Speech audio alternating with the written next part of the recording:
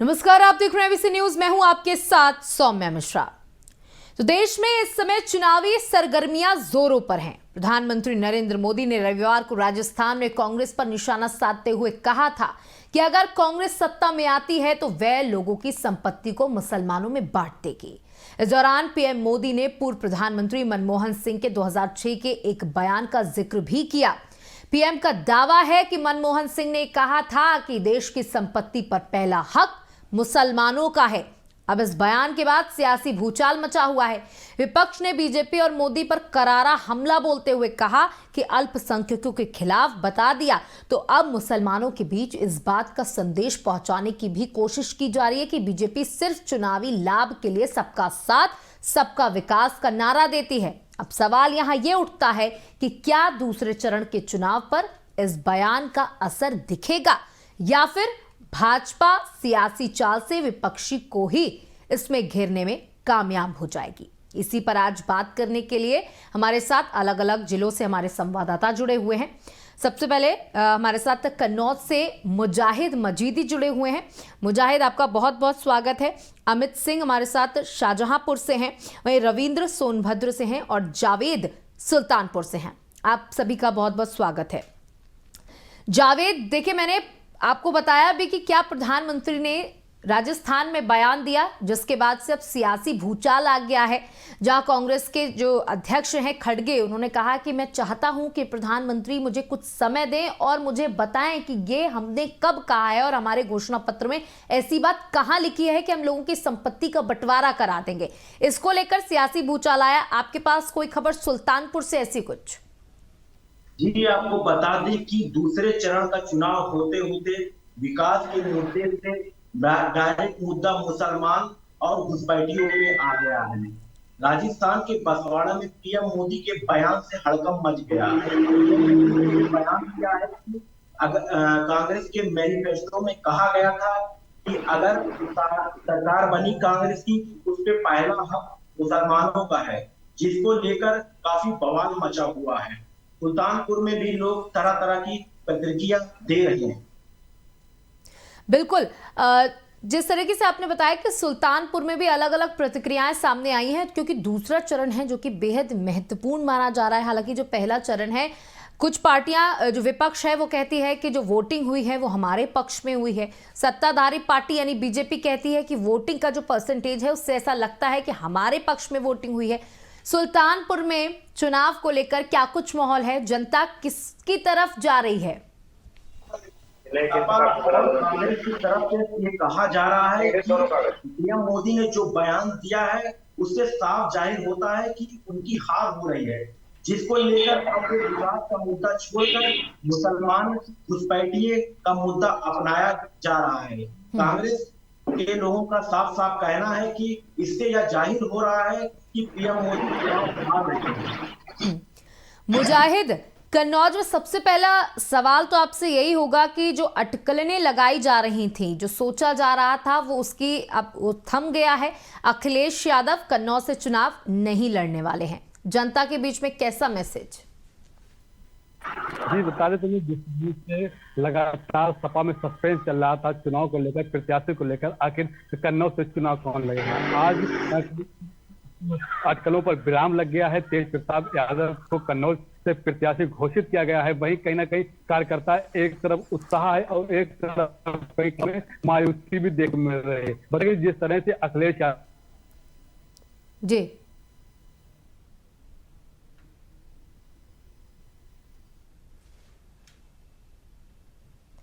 जी, तो देखिए मुजाहिद, जिस तरीके से बता रहे हैं कि जब से प्रत्याशी की घोषणा हुई है उसके बाद जनता के बीच में कहीं ना कहीं मायूसी है, क्योंकि लोग चाहते थे, जो सपा को सपोर्ट करने वाले लोग हैं वो चाहते थे कि अखिलेश यादव यहां से चुनाव लड़े, और जो बीजेपी को कहीं ना कहीं सपोर्ट कर रहे हैं वो भी चाहते थे कि अगर अखिलेश यादव यहां से चुनाव लड़ेंगे तो वो बीजेपी को नहीं बल्कि समाजवादी पार्टी को वोट देंगे। लेकिन अब वहां से प्रत्याशी उतार दिया गया है, तो जिसके बाद से अब ये जो विराम लग गया है, जो सस्पेंस बरकरार था, क्योंकि नामांकन का कल आखिरी 25 तारीख को आखिरी दिन है। उससे पहले अखिलेश यादव ने ये साफ कर दिया कि कन्नौज से वो चुनाव नहीं लड़ रहे हैं।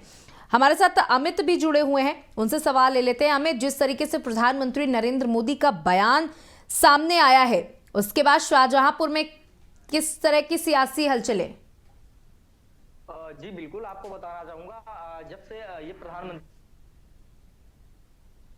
तब से राजनीतिक खलबले लगातार बढ़ गई हैं। और अगर हम बात करें लोकसभा चुनाव की, तो चुनाव को लेकर के यहाँ पर जो लोकसभा प्रत्याशी अरुण सागर हैं, उनको लेकर के तमाम तरीके की बातें चल रही हैं। और अगर हम समाजवादी पार्टी की बात करें, तो समाजवादी पार्टी से लोकसभा प्रत्याशी राजेश कश्यप की तमाम अटकलें अब खत्म हुई, क्योंकि लगातार सोशल मीडिया पे खबरें ये आ रही थी कि उनका कहीं ना कहीं टिकट कट सकता है। लेकिन तमाम अटकलों के बाद आज उन्होंने अपना नामांकन भी कर दिया समाजवादी पार्टी से।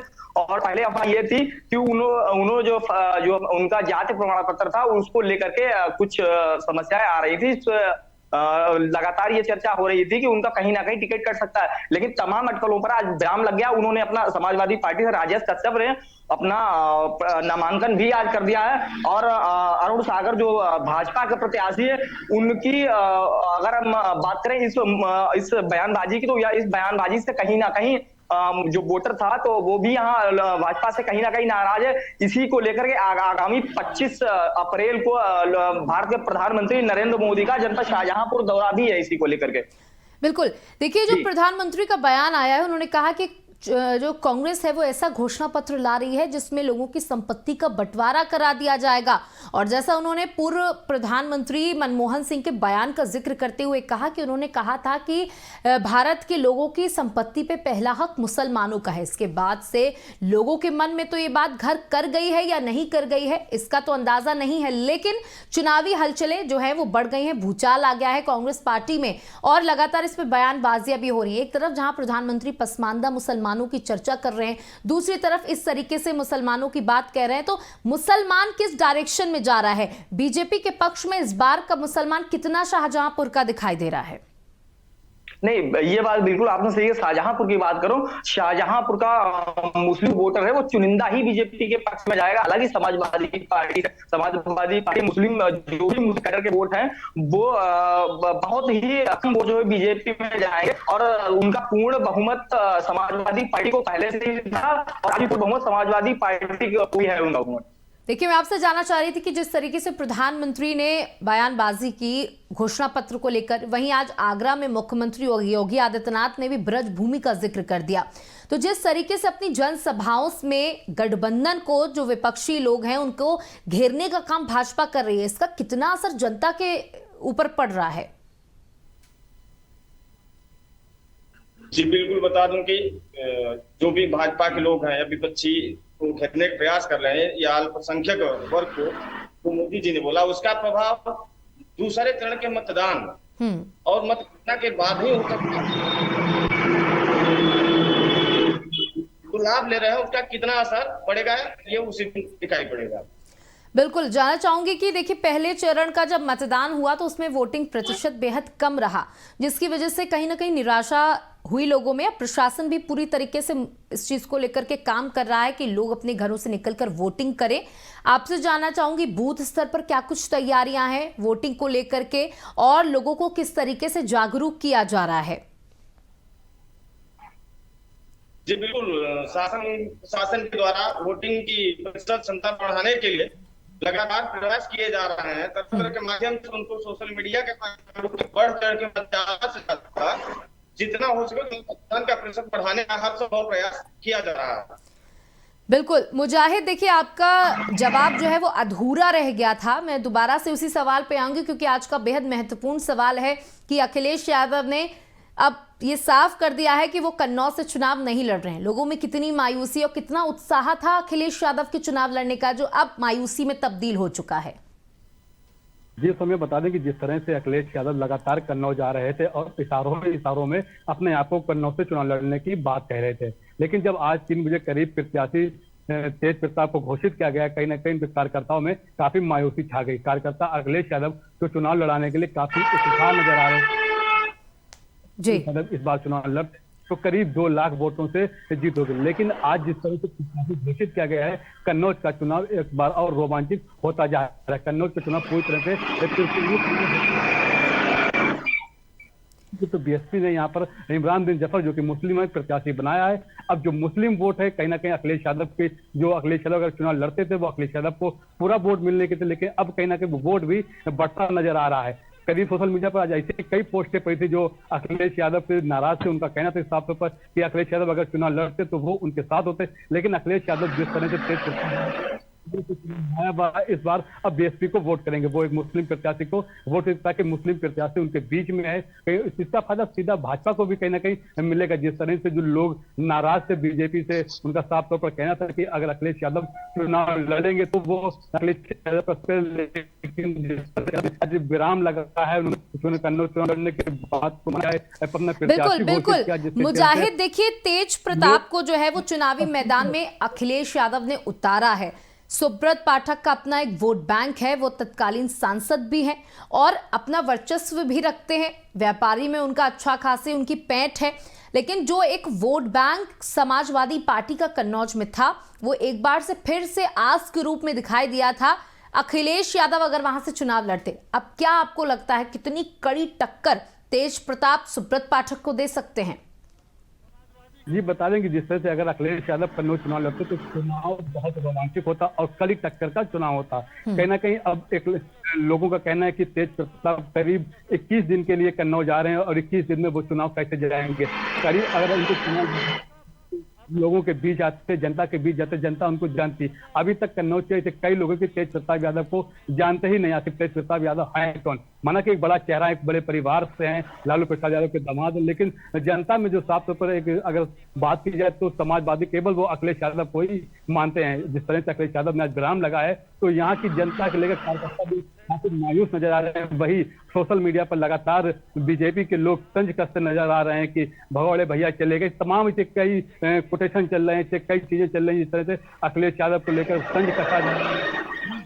मुस्लिम वोटों को लेकर अब जो बीएसपी के प्रत्याशी इमरान बिन जफर लगातार अब वो मुस्लिम गांव में अपना जनसंपर्क बढ़ा रहे हैं, उनके बीच जा रहे हैं। वो कहीं ना कहीं अखिलेश यादव को जो वोट था, समाजवादी वोट है, वो कहीं ना कहीं अब खसकता नजर आएगा और एक कड़ा मुकाबला, त्रिकोणीय मुकाबला कन्नौज में देखने को मिलेगा। जी बिल्कुल, तो जिस तरीके से आपने बताया कि अब बयानबाजियों का दौर भी शुरू हो चुका है, जहां अखिलेश यादव ने जब ये ऐलान किया कि वो वहां से नहीं चुनाव लड़ रहे हैं, उसके बाद पे कई सोशल मीडिया पर हम भी देख रहे हैं जहां पर लोग अखिलेश यादव को, जो बीजेपी पक्ष के लोग हैं, वो भगौड़ा तक कह रहे हैं। उनका कहना है कि हमसे डर करके अखिलेश यादव यहां से चुनाव नहीं लड़ रहे हैं। और जैसा कि आपने बताया, और कहीं ना कहीं ये बात बिल्कुल सच भी होगी कि लोग तेज प्रताप यादव को बहुत अच्छे तरीके से नहीं जानते और कहीं ना कहीं उन्हें बाहरी के तौर पर भी देखते हैं। वहीं अखिलेश यादव को लेकर के उनका एक उत्साह था, एक उमंग थी कि अगर अखिलेश यादव यहां से चुनाव लड़ते हैं तो कोई बड़ी बात नहीं थी कि अखिलेश यादव एक बहुत बड़े मार्जिन के साथ यहां से चुनाव जीतते। लेकिन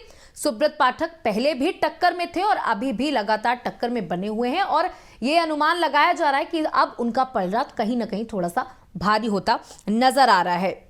जावेद, देखिए चुनाव में इस बार हम एक बहुत खास चीज देख रहे हैं, जहां हमेशा से युवाओं पे बहुत फोकस रहता था या मिडिल क्लास लोगों पे बहुत फोकस रहता था जिनकी मिडिल एज है, लेकिन इस बार महिलाओं पे बहुत ज्यादा फोकस किया गया है, जिसका ट्रेंड कहीं ना कहीं बीजेपी ने ही शुरू किया।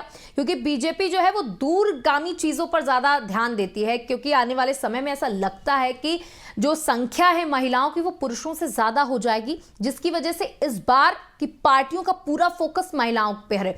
आप क्या कि महिलाओं को कौन ज्यादा भा रहा है?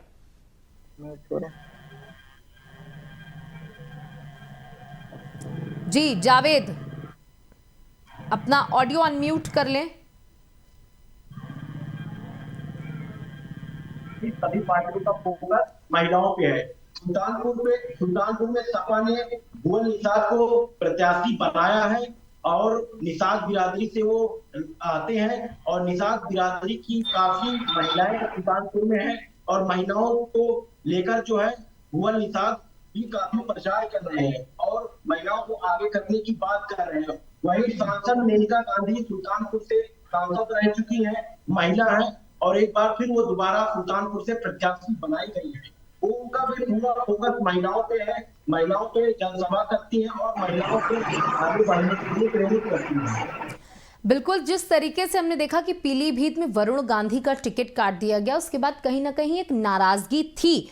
हालांकि उनकी मां को सुल्तानपुर से टिकट दिया गया, तो किस तरीके से उनका प्रचार प्रसार इस समय जारी है सुल्तानपुर में? पीलीभीत से जब टिकट काट दिया गया तो कयास ये लगाया गया कि मेनका गांधी उनकी मां है और नाराज भी है।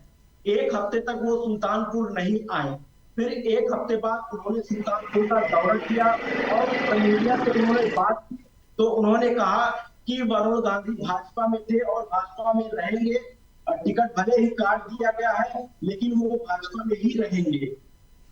बिल्कुल, देखिए, जानना चाहूंगी कि पीलीभीत में तो वरुण गांधी एक भी दिन कहीं भी प्रचार में नहीं दिखाई दिए और ना ही जनसभाओं में दिखाई दिए, चाहे वो प्रधानमंत्री की जनसभा हो, चाहे वो मुख्यमंत्री की जनसभा हो। क्या अपने माता के जनसभाओं में या रैलियों में वो दिखाई दे रहे हैं कहीं पर? जी, आपको बता दें कि इससे पहले वह वरुण गांधी सुल्तानपुर के सांसद थे।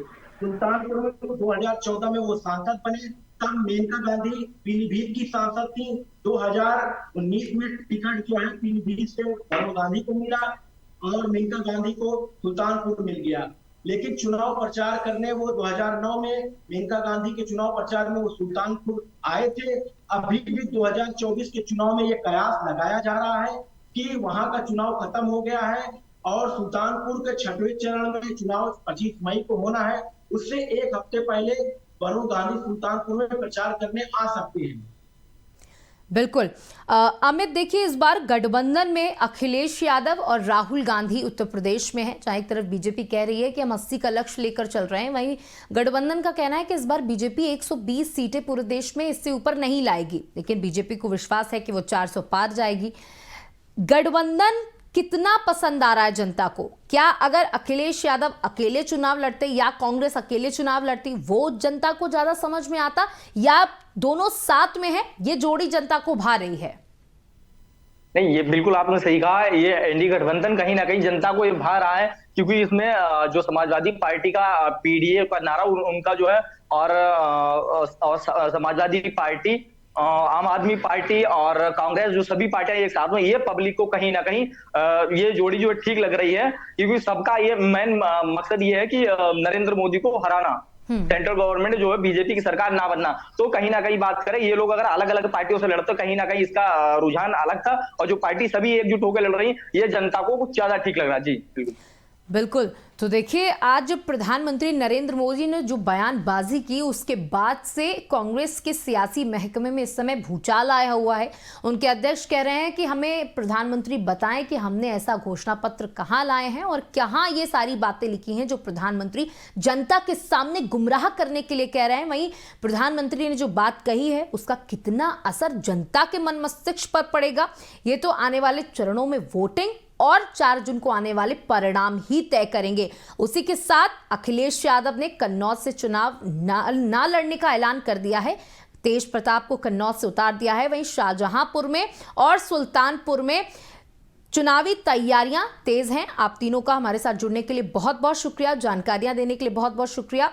तो देखिए, चुनाव हैं और बयानबाजियां होती रहती हैं और इसी तरीके से जारी भी रहेंगी। हम लगातार आपसे जुड़े रहेंगे। बने रहिएगा बीसी न्यूज के साथ। नमस्कार।